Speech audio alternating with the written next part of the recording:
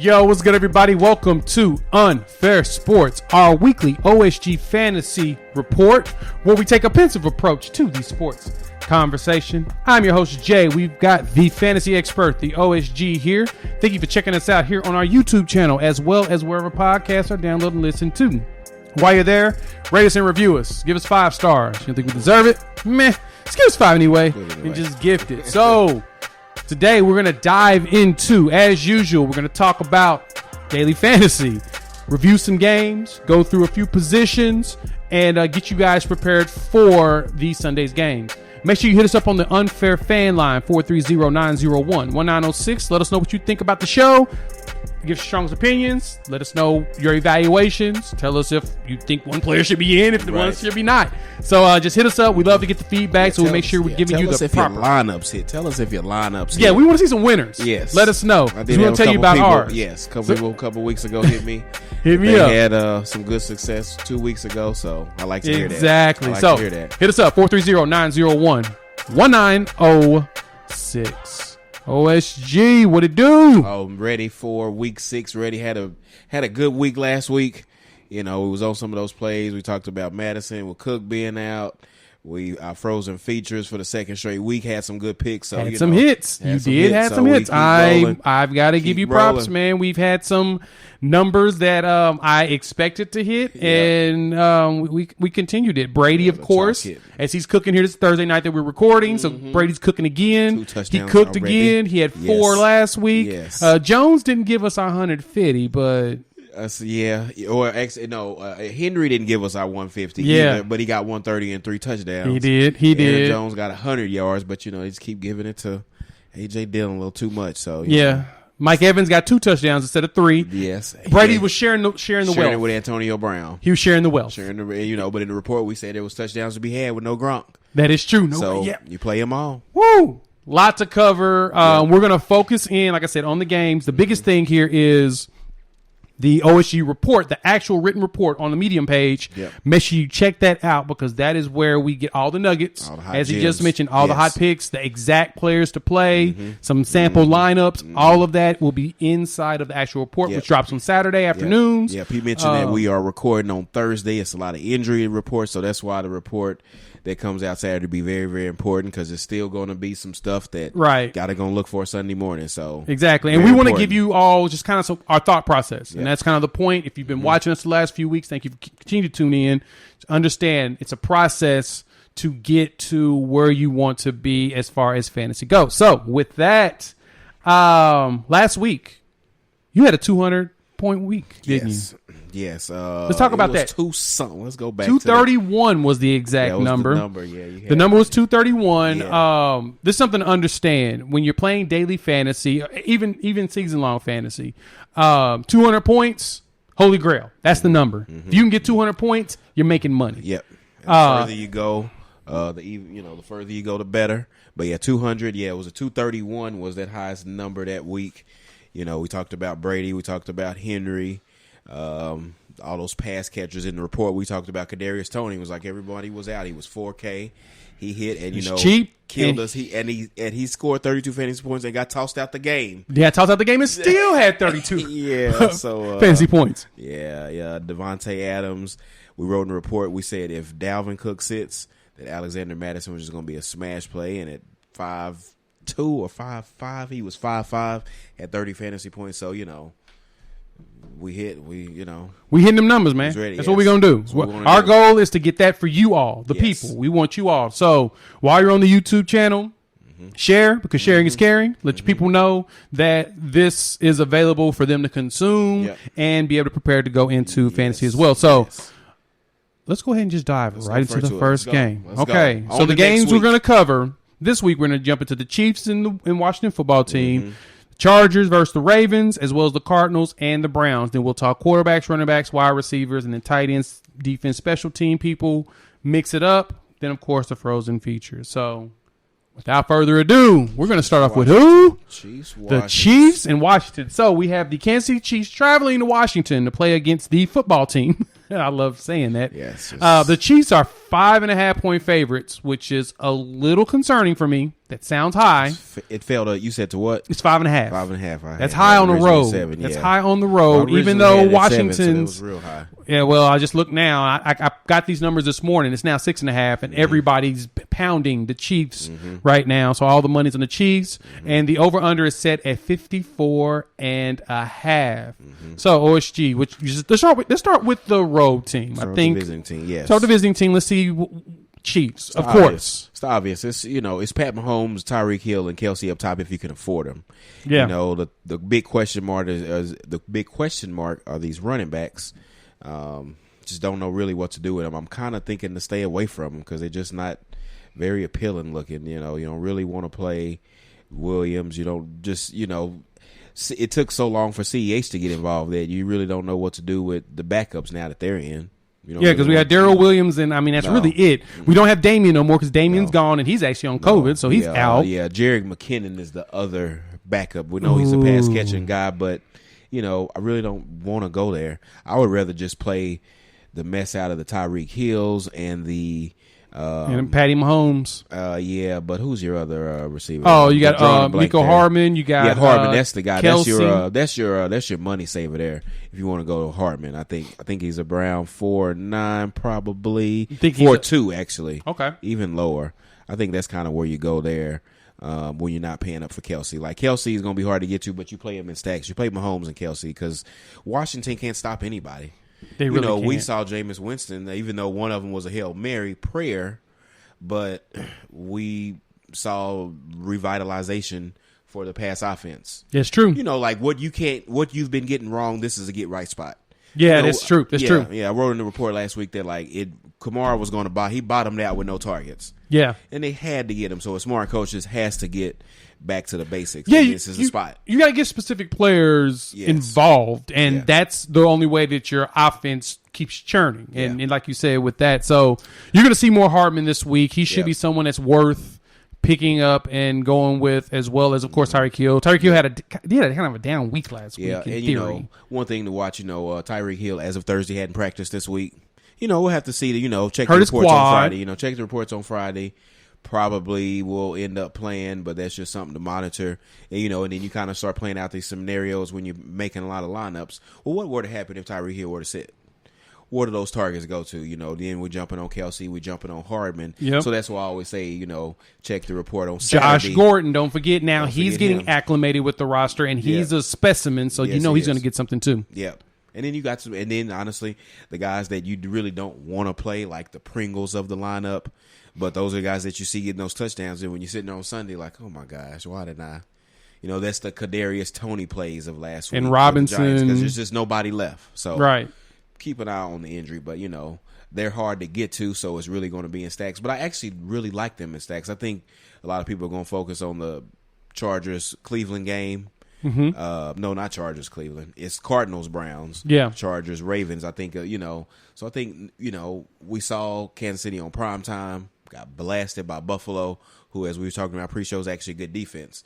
Nobody's going to want to play one of the best quarterback wide receiver tandem. So I think they're great tournament plays this week. Okay. I actually really, really like this. I like both sides of this game. All right, so let's jump on over to Washington. Let's give them a little bit of love. Honestly, when I look through them, Gibson, if he plays. No. You don't like him? I won't say that I don't like him. He's kind of banged up. His shin has been hanging up. I really like the Heineke McLaurin stacks this week. I was going to say, too, Heineke's a very cheap quarterback. And he's at 5'8". He's shown the tendency to sling it. And, they ran into a tough New Orleans defense last week. We talk about New Orleans defense. Like, they're underrated. Like, that's a good defense. And we saw the Marshawn Lattimore treatment on Terry McLaurin, and we saw that McLaurin had that down week. The third-ranked defense in DVOA. And I don't think that you have that this week. I think you see the bounce back. Kansas City is 32nd ranked exactly. DVOA defense. So that's why I love this side of the game. That's why I love this side. Like if you're playing Mahomes stacks, you're running back with McLaurin. And I think with Heineke's side, you can play McLaurin. I think go back to Ricky Seals-Jones. I just did not want to play him at tight end. Probably cost me. I should have spent that 231 lineup I had. I could have spent 500 less on RSJ and got more money or got more points and got out of the terrible Laviska Shenault. You know, I got a 231 with CJ Uzoma and Laviska Shenault in my lineup. So that makes sense. That could have turned around. That's probably the one struggle I have with making rosters is I try to use all my money without realizing that sometimes you guys just use the right players. And you don't have to use all your money. I do think in football you use most of your salary. You figure out because like if you're going to spend that $500 down, I do think you go spend it up. I think football is one of the sports that. But you leave no less than $200 to $300 on the table. But like you said, you could have 500 on the table and had more points. It had more points. I probably would have still went up somewhere else. I would have got out of Shenault or something like that. But but I think you go back to RSJ. He came in and he got more targets. He did more work than Logan Thomas had been getting in the same offense. It was a good spot for them, and I think it's a great spot for him again. His price came up to only $3K, but in that game he had 5 receptions, 41 yards. I think you go right back to him. Okay. I think you go right back to him.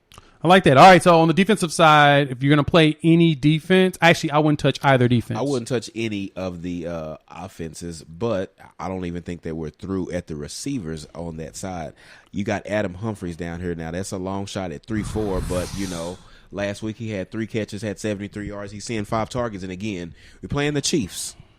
And all those targets are in play like those are those salary. It's not like the first place you go, but I get you. I mean, if there's a wide receiver underneath Hartman that I would play, it's probably Josh Gordon. That's it. But you're thinking about the Washington side though. Like I get that, but I don't. Gotta be Morty McLaurin and Thomas.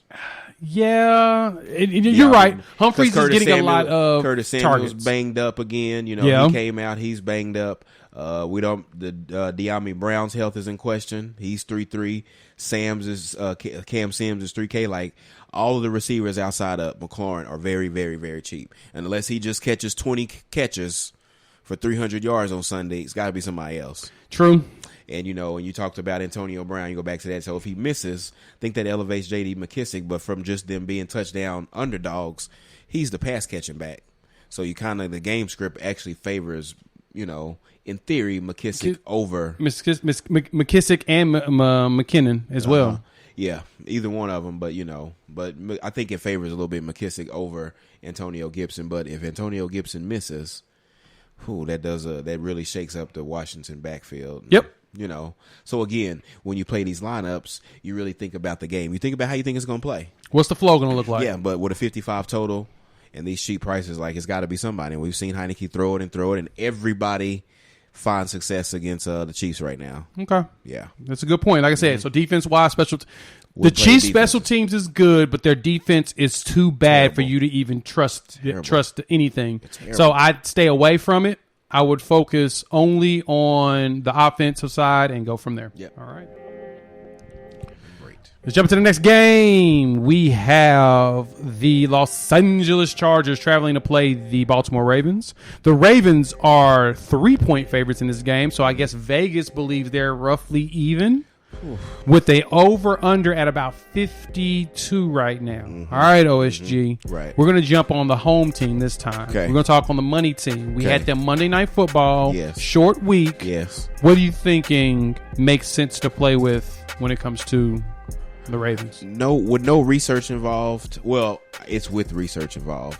But, I kind of think it's a letdown spot for Baltimore. Really? It's like the opposite happens after a primetime game. Big emotional comeback win, primetime Monday night, short week. Yeah. When you get your butt kicked on primetime, you ask to hurt when he does his pick. Yeah. The best thing to take is somebody that got their butt whooped on primetime for the world to see. So the opposite happens for the team that had the emotional comeback win, the letdown spot. The spot that they can attack the Chargers. We were talking about the running backs, and they just don't have that. They come back 2 of the last 3 games. So. They have done that. And so against Justin Herbert, if you spot him the way he throws, I don't see that comeback happening the same way. I think the Chargers have a really good secondary. We saw the Browns light them up, but they was the running backs. Like if you take away the Njoku big play, it wasn't those receivers. The Ravens did have a good tight end in Mark Andrews. So you talk about who to play. Mark Andrews, I think, is the play on the Baltimore side, to tell you the truth. I can see that. Lamar and Andrews, that's the play. I kind of think that Hollywood Brown might have a down game because the Chargers don't allow big plays. They don't allow They don't allow that. That's not how they play. No, and you're right. Yeah. But the other thing to look at that too is you said it. the Browns ate them up on the ground. Yeah, it wasn't like Baker threw 400 yards and 5 touchdowns to receivers. Right. It took an Njoku 71-yard tackle breaking play to boost Baker's numbers. stats. Yeah. The run game did it. Yeah. They're the number 1 running game in the league. And the Ravens are the number 3 running game in the league. That's Lamar. That's Lamar. That's not Latavius Murray. That's not Tyson Williams. That's not true. That's Lamar is one of 3 quarterbacks in the NFL that leads his team in passing and rushing. Exactly. That it's him, Danny Dimes, and Jalen Hurts right now, and I get that. I get that thought, but the way their offense is built. They are running back by committee, and because they're running back by committee, I do think that's going to be a problem for the Chargers. Yeah, if they actually commit to the run, because they just Latavius Murray, he's topped out. He's had 18 carries and 59 yards against Denver, and that's just kind of been his best performance. When I saved these totals when I first see it, I first pegged the Ravens at -3, and I was like, man, kind of like I said about the Bears last week against the Raiders, like I kind of like the Chargers to cover that and outright win the game. I know they're traveling to the East Coast. We'll see how Herbert does in that early spot, but the Baltimore defense right now, I just don't see them covering Mike Williams and Keenan Allen this week. I don't see them covering Donald Parham and Jerry Cook this week. They're not covering anybody. I don't see anybody stopping Austin Eckler the way Jonathan Taylor ran all over them last week. And I really think it's a big letdown spot for Baltimore. Like, that does not mean I'm not going to play Lamar, Andrew Stacks, because I just, make rosters and roll them out there, and I'm going to run it back with these receivers and Eckler, but I kind of think the Ravens are in trouble this week. I can see that. Yeah. I can totally agree with you on that, which is actually surprising to me because, like, the Ravens DVOA wise are the number 18. They have a 9th ranked offense and they have a 22nd ranked defense. Yeah, so I don't know if it was week 2 or 3. I wrote in the article. I said this ain't your mama's Ravens defense. It ain't. This ain't years past. This ain't Ray. This ain't Ray Lewis and them. This ain't them. This ain't Rod Woodson. This ain't the old Deion Sanders even. This ain't none of them. This ain't Terrell Suggs. This isn't them. This is not. You're right. A lot of it's injuries, but the way they play that's exactly what it is. But this is. This Queen is still trying to figure it out. Marlon Humphreys is still trying to figure it out. Yeah. It feels like I don't even know why Marlon Humphreys is still trying to figure it out. But without Peters out there, it's a big difference. Marcus Peters is a big deal. We saw the Colts get out here against him on Monday night, and if it was anybody but the Colts, they would have won that game. Yeah, and I just don't see. The Chargers are a different identity now. Back in the day, the Chargers would blow that game. Yeah, the Chargers would be the Colts. That's exactly what it is. But right now, Herbert, this young coach. But that's the thing, though. Look at what Cleveland did to them. Cleveland offensively is as talented as Baltimore is. That's the thing that I'm keeping in mind that makes me think that this probably will end up being a shootout, just like that last one. Because I like that Chargers defense. The Chargers defense is a lot better than I thought. DVOA rating, they are 18th, though. So them and Baltimore are about the same. They're dealing with some quirks on the injury side as well. And when you look at that DVOA, the glaring matchup with them is that running back and that tight end. And like we talked about, they just don't attack with that running back. So that's why I do like Lamar, Andrew Stacks. Yes, but I think the Chargers outright win that game. So let's go over to their side. Let's go to their side. And I love everybody. Play Herbert with Mike Williams. Play Herbert and Allen. Play Herbert and Eckler. Play Herbert and Donald Parham. Play Parham. That's a good one. He 2 touchdowns in a row. He's 6'8". He walked up. Mike Williams came up to him after that touchdown, and he looked like Donald Parham's son out there. I mean, he's 6'8". He's a red zone target, and the way this offense moves. I mean, if he's throwing, and he's cheap. Yeah, we talked about now we have these tendencies in the NFL. Yes, and it's like I practice playing fantasy baseball. It's like every day you just attack the spot, and I think this offense and this defense, you keep pounding it. You play everybody. You play Eckler. You play them all. You do it until it stops paying you. You do it until it stops paying you. And I agree. But I wrote in that article. I said I actually didn't think it was the greatest spot against the Browns. Well, was I wrong on that? But I said, Justin Herbert can throw 300 yards and 3+ touchdowns any given week, any given matchup. And this is no different.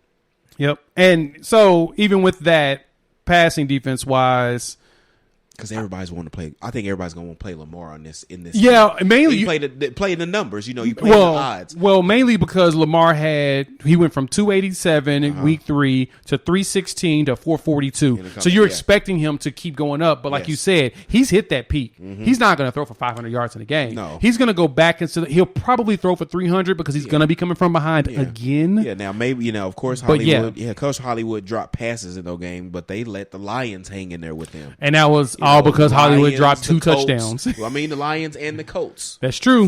The Colts should not have happened. No, so give me the Chargers all day in this matchup. Yeah, I put my money on the Chargers too. I take. There's a lot of money on the table with that team. So when you come to your stacks, honestly, I play Herbert with Allen. I play Herbert with Williams. I'd play Herbert. Honestly, I play Herbert, Williams, and Eckler. Yes. Yeah, I think all three might even be something worth it. So when you're spending that kind of money, that's where those crazy plays like Adam Humphries comes back into play in Washington. How you gonna make it all fit? That's true, or even the big tight end like you mentioned, Parham. He's gonna be. He's you can use him. At his price. He's 29. He's 29. I was about to say probably around there to 25. So exactly. He's 29. He's just under 3,000. So he's a good value number. That's when you throw him in there. Yep. Makes your lineup build. Makes it work. Again, I had 231 with the 3K CJ Uzoma who didn't pop. 4-8 Chenault didn't pop. Cardinals defense that was okay. Still 231. So hey, play those cheaps. Play them. That's true. Defense wise, if there's a defense I would play in this game, I would play the Chargers. Yeah, they got 2 turnovers out of Patrick Mahomes and the Chiefs. 2 interceptions in that game with sacks. They don't get very many sacks. But they get enough pressure to where they'll get Lamar to curl up. Yeah, he fumble. Lamar can fumble. Lamar fumbles. Lamar can throw an interception. I was actually, you can tell how that worked out last week. I was kind of heavy on the Chargers defense last week against Baker. We talked about that. Talking about getting a sack. So sometimes you keep banging because I think it is a good defense or it's a good secondary. Yes, it's a good secondary. It's one of the two. Yeah. So you're gonna get something out of it. They just can't stop the run. Not at all. They cannot stop the run whatsoever. So that's the one. And I think special teams wise though, Baltimore's a little bit better. Baltimore gets sacks. The problem is they don't get enough turnover. They got 3 interceptions this season, and that's not enough. You need against Denver. They got 5 sacks in that game, and I think that they can. Even as strong as Justin Herbert is, because Justin Herbert, to me, him, Josh Allen, the Cam Newtons of the world, they're damn near impossible to sack. You got to send. You can't send those low number players. You can't send those corners and safeties to think that they're going to get them down. Got so many options to throw it off to under pressure. He's quick. He's got a safety blanket in Keenan Allen. Yeah, he's got good tight ends. Yep, and he's got a good. He got a quick release. He gets rid of that ball. Yeah. So defensively, probably the Chargers, the only one I would mess with. Yeah. So as usual, thank you for tuning in here either on the YouTube channel or listening to us wherever podcasts are downloaded and listened to. Make sure you check out the actual OSG report before we start Game 3.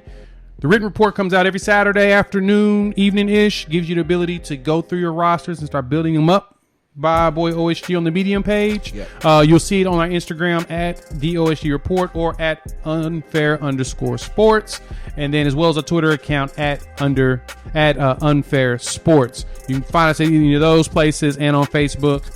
Just search for Unfair Sports. You'll see that report. You can use that as your kind of your foundation outside of our dialogue here going into the week. The report is giving you the puzzle pieces. There you go. You just got to put those pieces together. Exactly. We're painting what the picture's supposed to look like with our analysis today. So every week is like the millionaire lineup. Like every player's in the report.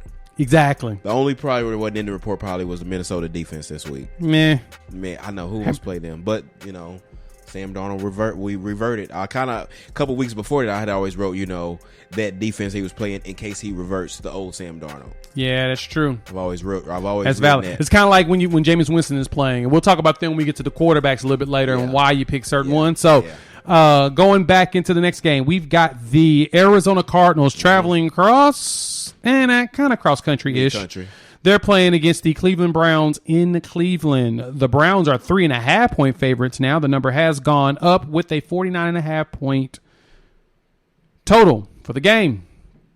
OSG, let's go with the home team again here, Cleveland Browns.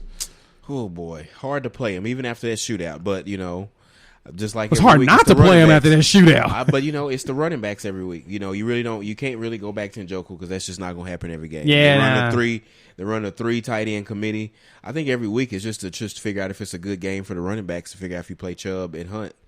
I wrote in the report last week that it was a good spot for both running backs. Chubb's not getting and we talked about it. We said that when Chubb gets that breakout game or that big run, he had the 50, 60-yard run, and all of a sudden he's got 161 yards rushing because he got the 50, 60-yard run. Yep, the 52-yard run was his long. But but again, one target, and that's that's not sustainable for what we want as running backs. Nope, and you got Kareem Hunt out here. Yeah, he's the one that's catching those passes. He's catching 5. He got 6 targets to go along with his 12 carries, 61 yards, 2 touchdowns on the ground. Yep. So they both paid off last week. Oh yeah, they both paid 21 fantasy points. So every week that's really just a play for Cleveland, is to examine the running backs and move on. Now, I wonder why Cleveland is favored in this matchup.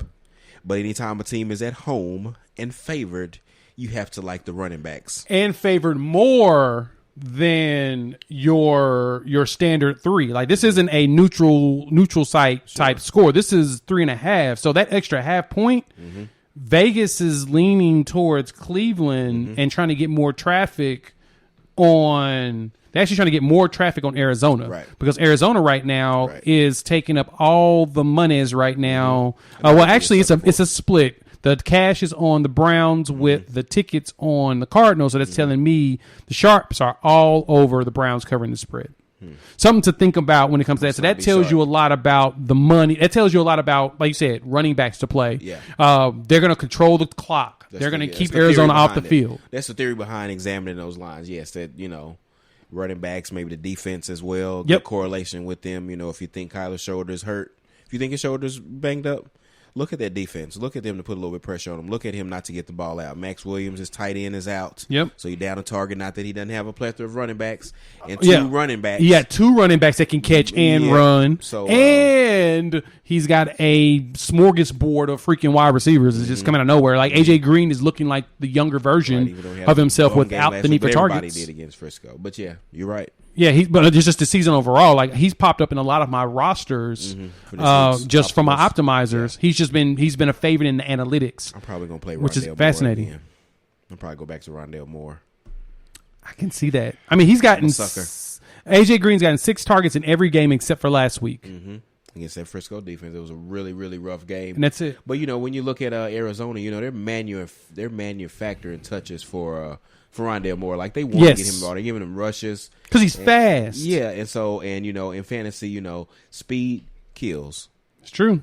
Speed kills. He had 5 receptions, 59 yards. Yep, on 6 targets with a 33-yard long. So, but what's better is that he had 3 carries for 38 yards. So it shows that they're trying to get the ball in his hands. Yeah, they want him to just make something happen. So with Max Williams out at tight end, I'm kind of wondering if that opens up a little bit more for him. That does something different.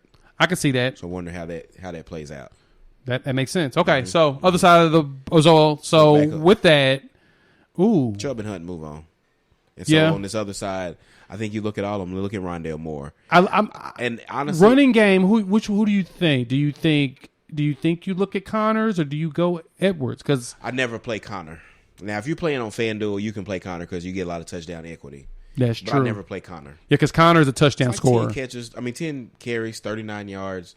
That's not sustainable. You really need them to be driving, get into the red zone. He's got 5 touchdowns in the last 3 games. Yeah, he's getting it at a plethora. But eventually, you can always kind of talk about touchdown regression coming. So whether from a positive or a negative standpoint. He had 18 points, 20 points to 10 points. So you're right. Yeah. You're going to start seeing that score residual. Eventually, Chase Edmonds got to hit pay dirt. He has absolutely 0 touchdowns this season. Yep. Whether by ground or by air. Yet he's had 12 carries for 120 yards, outside of last week against Frisco. Like, that's going to be the outlier game for this Arizona offense. Despite having absolutely no touchdowns, Chase Edmonds has double-digit fantasy points each game. He's got every game except for last week. 14.5, 12.5, 14.6 with no touchdowns. So that shows the pass work, that shows the touches. He's the dominant back. But, like a smart team does, they give it to the bell cow inside the 2, and that's James Conner. But eventually, 15, 20 yards out, those dumps are going. D. Hopkins down. and with that, the price is what makes them intriguing if you need fillers. 5, 6, and I'm gonna keep just banging this Arizona side. I'm gonna keep banging D Hop and Murray stacks. I'm gonna keep banging AJ Green. I'm gonna keep banging Rondale Moore. Rondale Moore keeps being my favorite. I've been playing him every week since week 1, and he's just gonna have this week 1 week where you play him, and he's just gonna go absolutely off. He's gonna catch a long bomb. He's gonna run a touchdown. Yep. He's gonna catch one, and it's gonna be too late at that point. Yep. You don't stop playing D Hop. You don't stop playing D Hop. You don't stop playing D Hop and Kerr and when Murray. Everybody stop playing them. Yeah. That's the time to jump on them. Yeah, because last week he had 9 targets, 6 catches, 87 yards. He got the touchdown. He went 2 weeks without scoring. Yeah, because we saw those big plays that the Chargers had against these Browns defense. Yeah, it's a good defense, it's a good pass rush, but if you can get the time into it, you can get going. Yep, Browns are a very good offense, 6th ranked DVOA defense. They're almost middle of the pack at 12. So there's a chance what Cleveland's got is their special team. So that leads us into the defensive side when you go looking at both. I normally would say go with Arizona because Arizona's got that good pass rush. Keep doing it. They can get sacks, but in this game, I don't know if I touch either one of them. It's a 3:00 Central game, so it's not an early game for Arizona traveling. It's true. It's a late game despite being in Cleveland. So I actually don't mind the Arizona defense. And it's nice weather. I played them last week. It wasn't the greatest game. They still gave me 8 fantasy points. It wasn't like they was a 0 or a negative. And like I keep writing in the article, twice this season, especially in these shootouts, they have appeared in the Millie Maker lineup. So it's an active defense, high game total, up tempo because the Browns are going to be running more plays like they did. And, if they try to come out and, redo what they did last week. And, we went right past Cleveland without, what's sad, we didn't mention Odell Beckham Jr. not one time. When you look at his price tag down there at 5-1, when I was going through he's the same price as Tim Patrick. He's $100 less than Henry Ruggs. He's less than T. Higgins, A-Rob, Tyler Boyd, Jacoby Myers, Michael Pittman, Kadarius Toney for the Giants now over him. Him and Baker, they just don't mix. It's because Baker's the quarterback that you want. He goes to who's open. He doesn't force passes to anybody. Right. And that's they just have their wide receiver core has the lowest target share of any wide receiver group in the league. Yeah. But again, you got 3 tight ends that could be tight end ones for any team. Yeah. Njoku, Harrison Mackey Award winning Bryant. Yeah. And Austin, the baller Hooper. Those are starting tight ends for most rosters in this league. And they got 3 of them. So they spread around. It's just not great for OBJ and fantasy and what he wants to do, and it opens him up. One day he's going to have it, kind of like Chubb. He had this big play one day. Yep. I missed a touchdown, apparently. No. Tampa. No touchdown. Oh, yeah. They scored another one again. But no, yeah. With the money that the Browns are putting out, I do think that defensively I wouldn't touch them. I would not either. Even though they do get sacks. I mean, they got 9 sacks against Chicago, but that's an anomaly. They'll get about 2 a game, and that's not enough to pay the bills. Yeah. So I wouldn't touch them at all. Nope. So, all right, as usual, thank you for tuning in here either on the YouTube or on wherever podcasts download, listen to on UNFAIRSports, where we're taking a pensive approach to the fantasy conversation. We're making sure that we think about this properly. OSG has got us some position conversation. So let's jump right into what's important. Quarterbacks. So we talked about the 3 main games we had. We've had the Chiefs, Washington, Chargers, Ravens, and in the Cardinals, Browns. You've got at least 4 quarterbacks in there that you can play. Yep. So when let's look at the rest of these guys. Yep. When you load up DK, you start at the top, and half of those are in there. Mahomes, Murray, L. Jack, Herbert. We talked about those. Yep. Aaron Rodgers. You just play Aaron Rodgers, Devontae stacks every single week. Yes, because Aaron Rodgers owns the Chicago Bears. Actually, Aaron Rodgers owns everybody. Yes. Devontae Adams got a 39% target share, so that's like a stack that you can just play him every week. And so you just play Rodgers with him.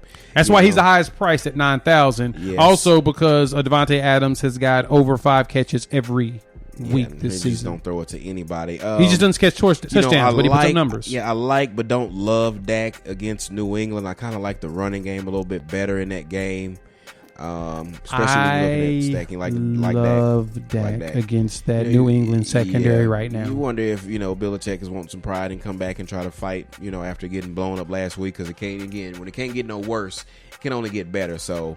Belichick is a good game planner. I don't like his quarterback and his offense, but that doesn't necessarily mean the bad defense either. That's sometimes true. I think they overlooked Houston a little bit. Oh, they did, 100%. It was Davis Mills. It was the week after the Brady Bowl, and you got Dallas coming to town the next week. What it is what the big thing was is that Belichick's record versus rookie quarterbacks is the thing that we recognize. He was focused on that without realizing that Davis Mills will go out there and eat that defense alive, that he doesn't, that's not up to the Patriot standard. You know what I'm saying? Yeah, we talked about Tyler Heineke way down at 5'8". I think he's the value play of the week, but I don't mind at 6'3". I don't mind Burrow. I think I'm going to go back to him at Detroit in this dome.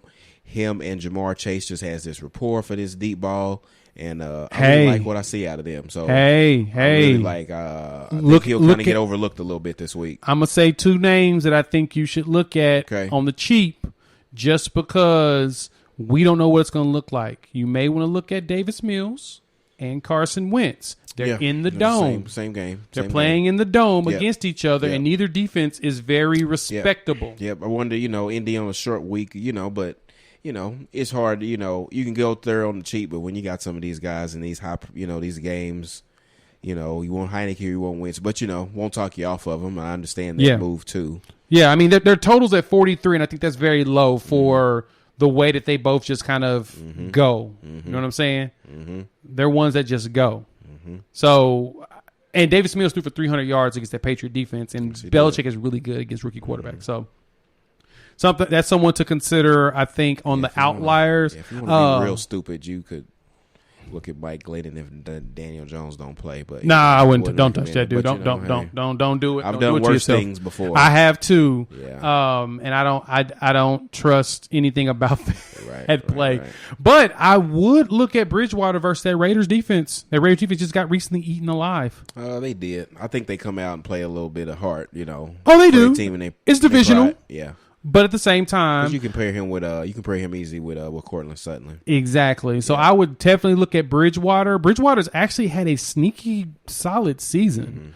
I mean, he had the injury game where against Baltimore where he basically didn't do anything. Right. But he's around 19, 20 points. Right. So you might get lucky against that Raiders defense. I have so much Heineke on the low when I'm not paying up. Oh, yeah. Live and die on that sword. And your boy Sam Darnold. Oh, I can't do it. He had three straight 300-yard games. He did, and everybody was wound him, and then, he has a bad game, and, everybody's off of him. So he's got to go for. Yeah. I would totally consider a lot of Sam Darnold. Is, decent, not great, but, not bad. So, and like you said, where are they in? And honestly, I do believe, especially being back at home, I actually think that DJ Moore is in a good bounce back spot when we get to so let's go to receivers, actually, since we're talking about quarterbacks. You want to go stack those together? Okay. Before we go to running backs. Now jump into wide receivers on that stack setup. So up top, we talked about Adams, no explanation. Check Tyreek Hill's health. Mike Williams, I think Justin Jefferson is a great play, especially if you want to play like a Darnold, if you want to play DJ Moore. I think Justin Jefferson is a great comeback. I think that the Rams are going to stomp a hole in the Giants. But that doesn't mean that Cooper Kupp can't have a really big game and a good bounce-back game.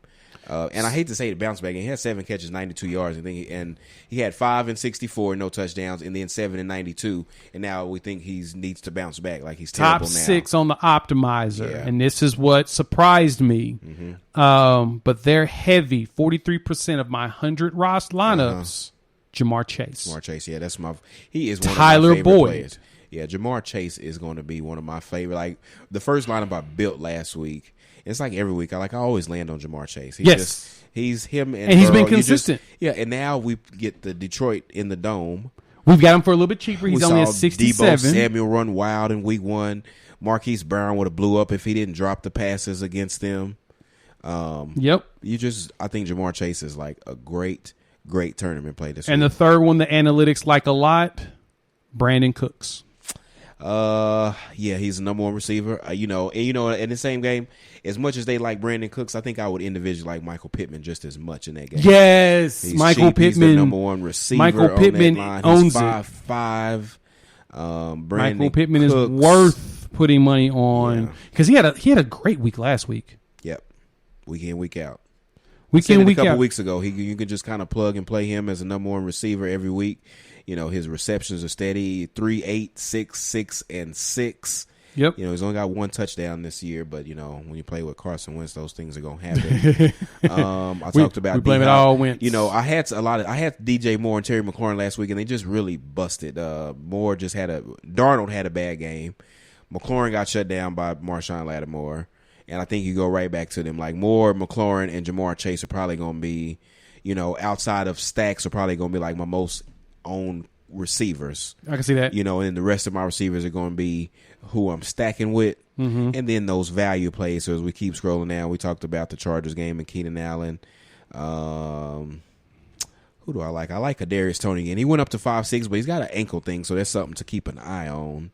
Who do you like in between the two of CeeDee Lamb or Amari Cooper? CeeDee Lamb. Cooper keeps getting hurt. He's banged up. Keep going back to Lamb.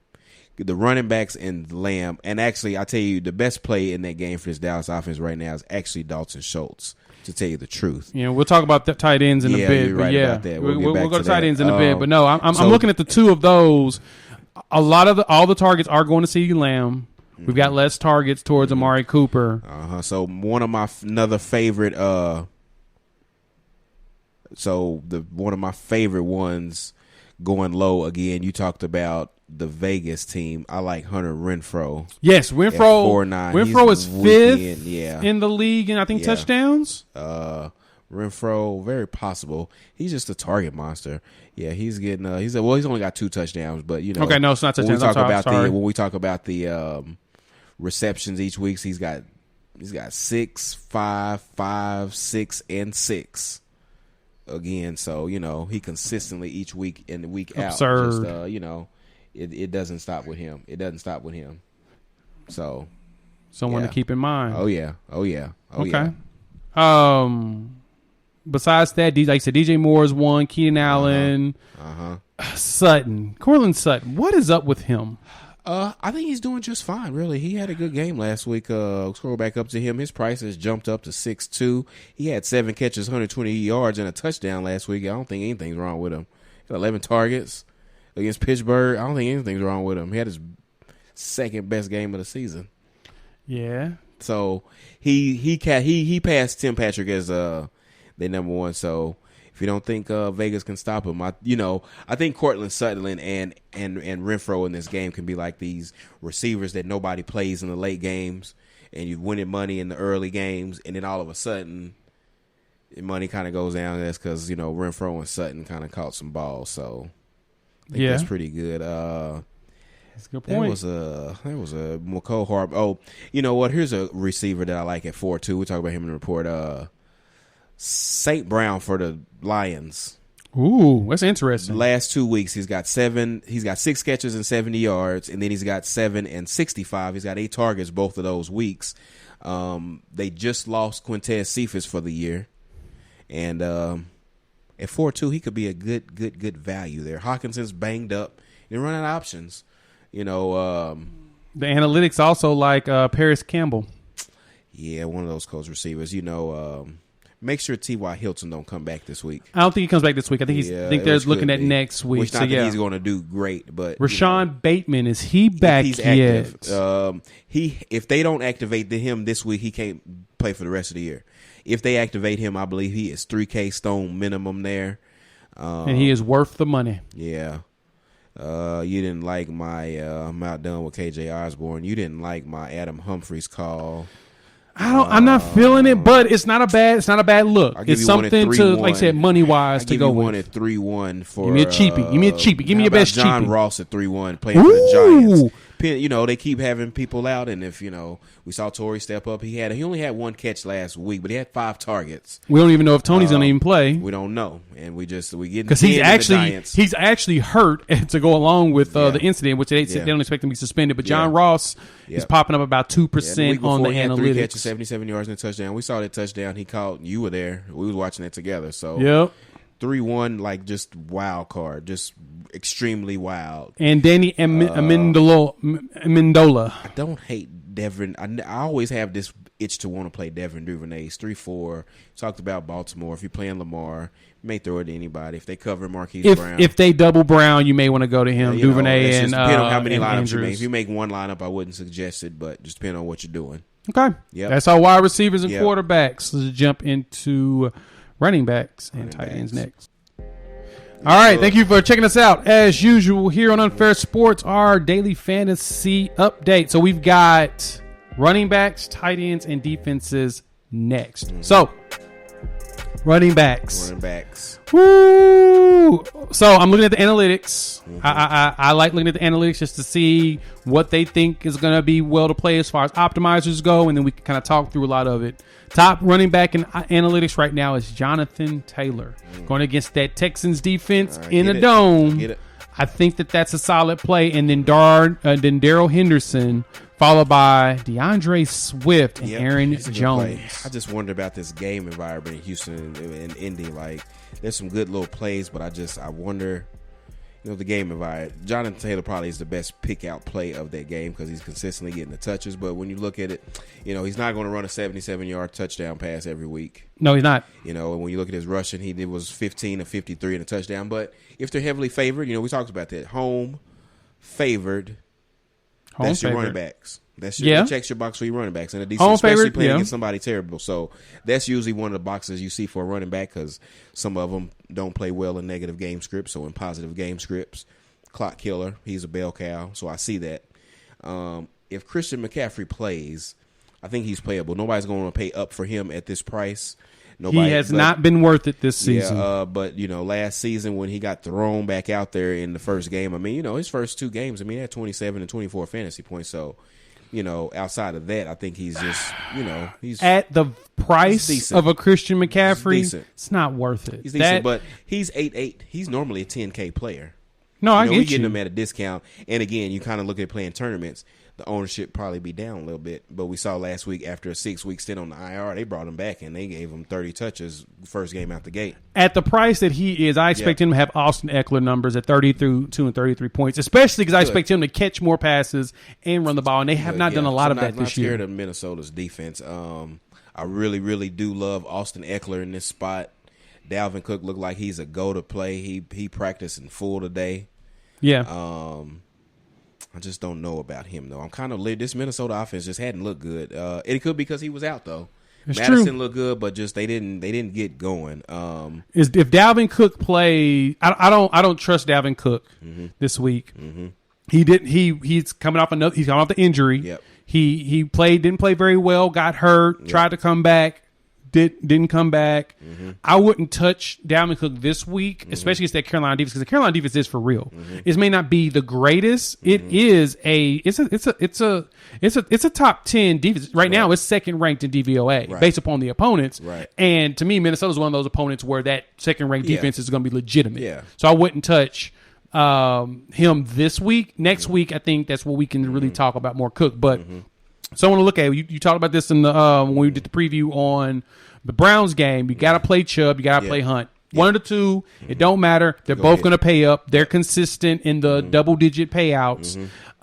Zeke looks great. Yes, Zeke looks amazing. Yep. Tony Pollard is productive as far as running backs go, but he's not a fantasy running back. So I wouldn't touch him on that. If you land on him in a flex spot, I don't hate it, but Dak said that this is the best he's seen Zeke shape-wise, play-wise. Zeke looks legit. And what it is that you've got McCarty and Kellen Moore changed that whole offense up. And I talked about this on the Tuesday pod that the biggest difference with them is they went away from what Jerry Jones wanted to do. Yeah. Jerry Jones wanted them to run their offense like Kansas City. Yeah. Fast. Yeah. The Cowboys went from a bottom 10 pace team to a top 5, and their defense couldn't keep up. Yeah. That's when it was getting roasted. Yeah.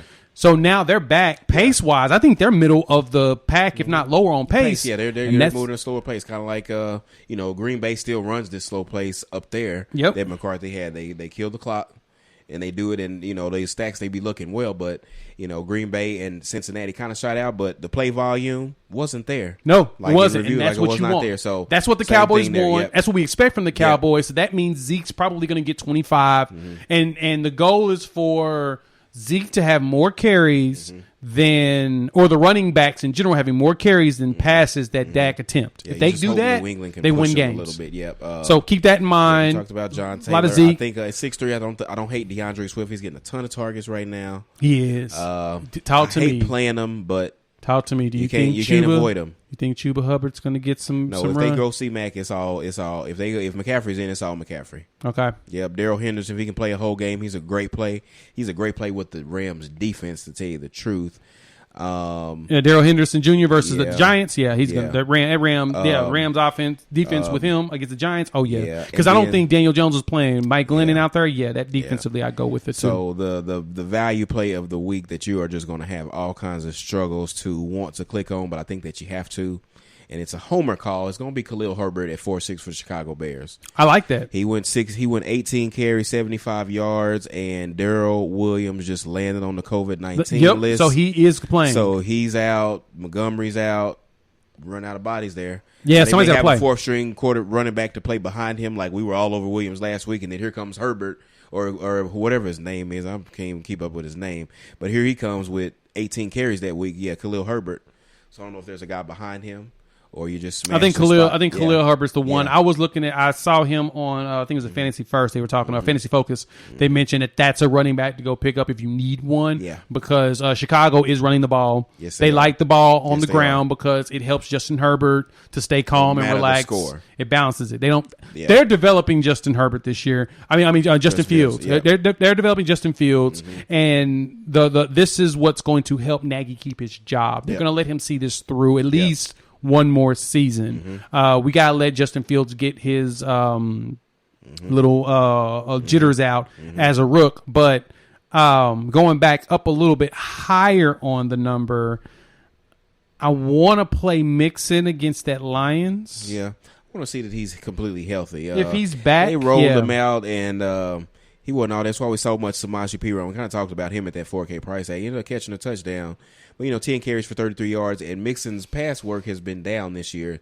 So if he's not it's because of Jamar Chase. Healthy, if he's not all the way healthy, Joe Burrow has been distributing to all those wide receivers, so that's where a lot of the Joe Mixon money is going away. He's not needed in the pass game anymore, and so since that's you the may case, as well go 200 up for Jonathan Taylor for that. Yes, because they're right there at 64 to 66. Yeah. So that's stuff to keep in mind, and that's why we're talking about running backs with defenses because you can pair them together.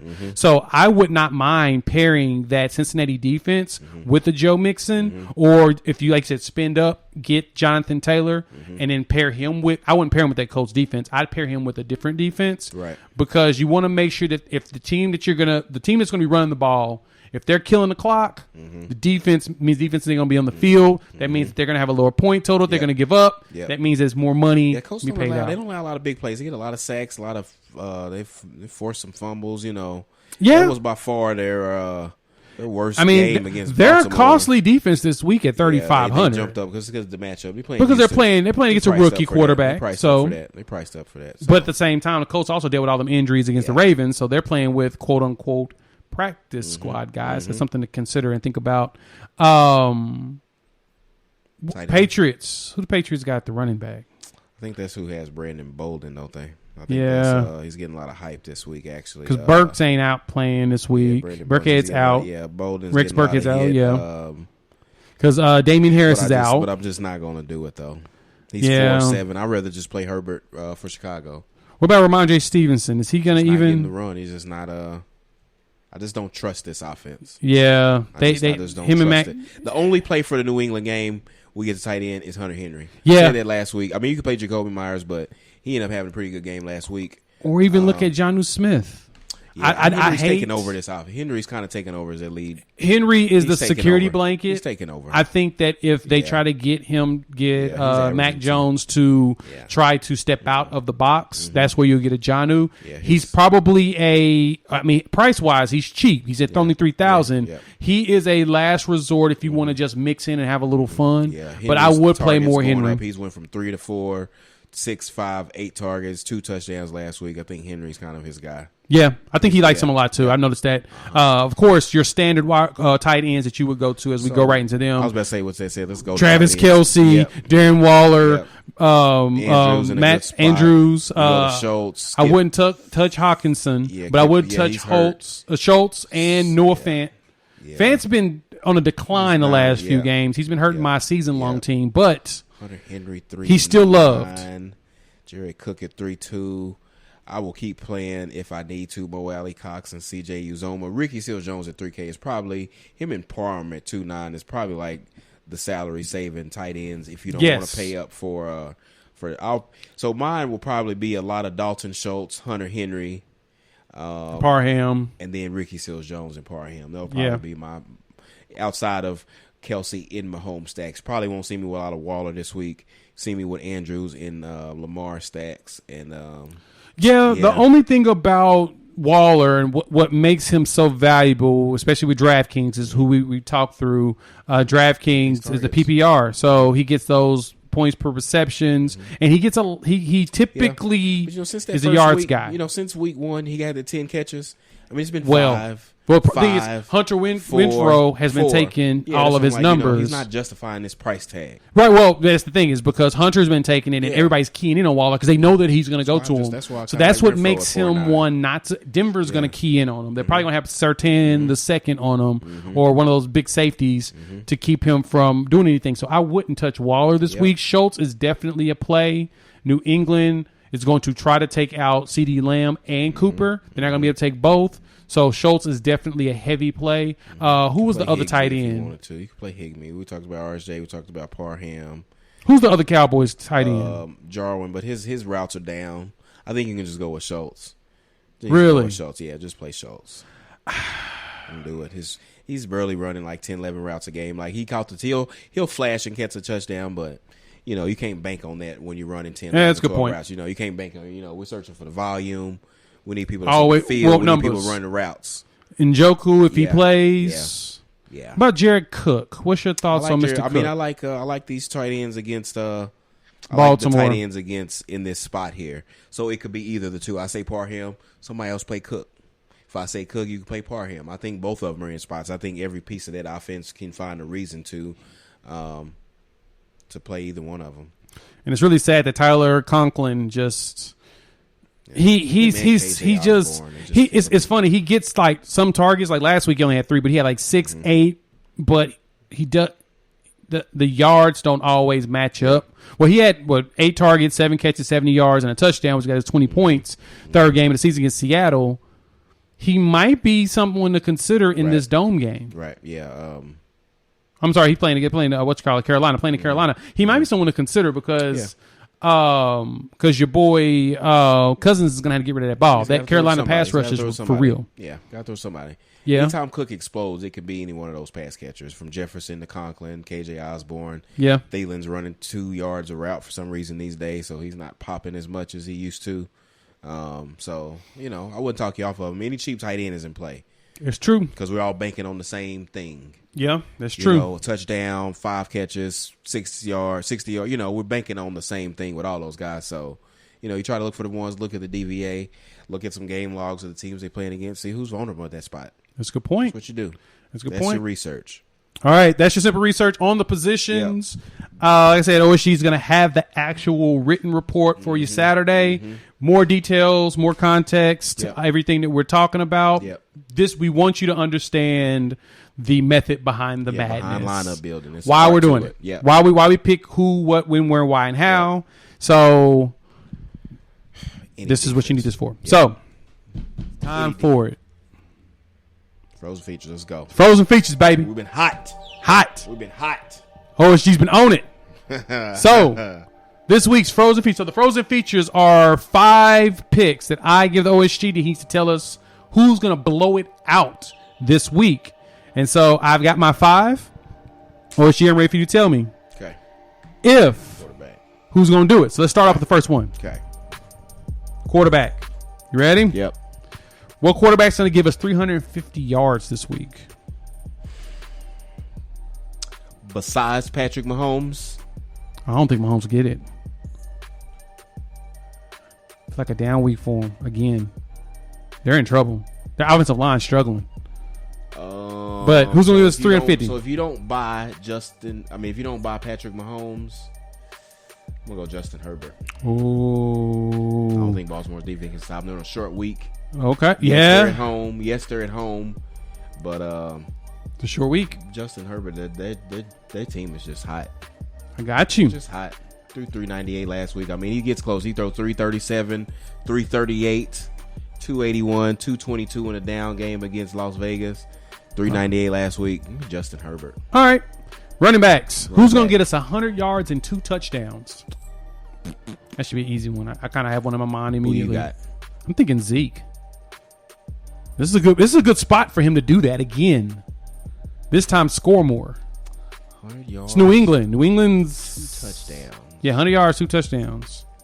See, he doesn't rush enough. He's a great player, but he don't rush the ball enough.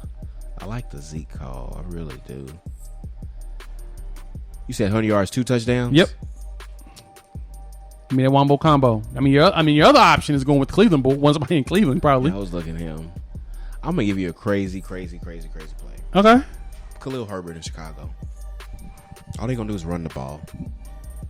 He ran for 86 yards last week with another running back playing. Wow. You can run on Green Bay. Like if Mixon was full strength last week, they'd have ran him. Like him and PHrozen together was a good running back tandem. Okay.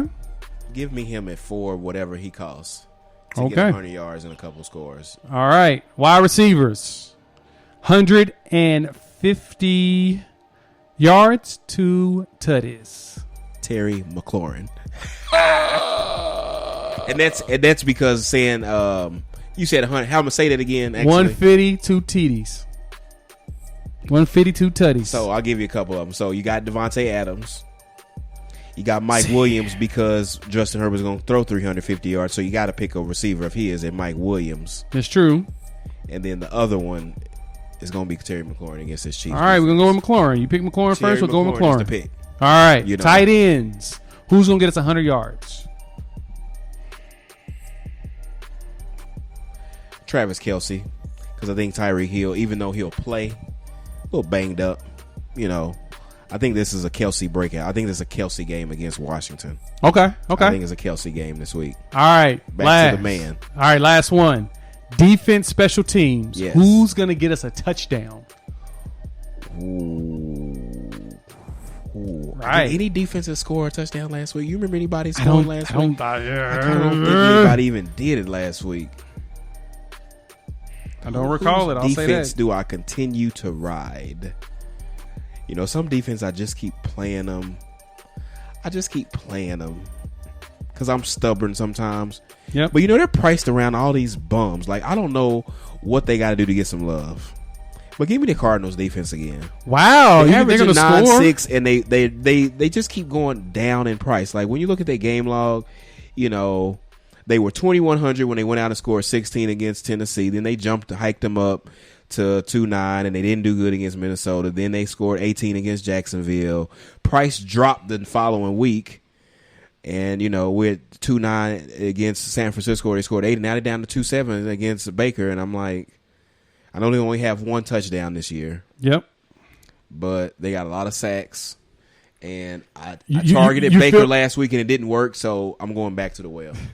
Back to it. So he's at home now. I think they didn't think they had a great game. Like when these teams had these big games, like they have letdown spots after that. When you're not a consistent team. I agree with you. Give me the Cardinals. I mean, Cardinals got 5 picks this season with a whole bunch of sacks. So one of them's going to the house. We're gonna get a strip sack. We're gonna get a strip sack. Chandler Jones. Jones. 1 defensive touchdown against the Jags. So Chandler Jones, Buda Baker. Somebody's going to the house. Somebody's going to the house. Okay.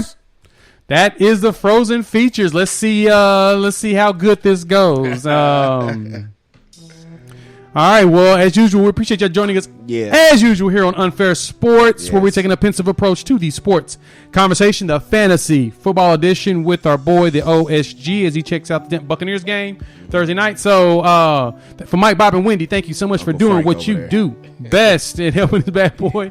For the OSG, look for the OSG report, the actual written report on Medium. Follow us on Twitter at UnfairSports. Follow us on Instagram at @unfair_sports, as well as at the OSG report. Leave us a comment. Let us know what you think about the features. Let us know what you think about the picks. Let us know if you won some money. Let us know who hit. Let us know who hit. Because we're keeping track of this stuff and we're trying to make that bread. So with that, chop it up with y'all in a few days. Peace.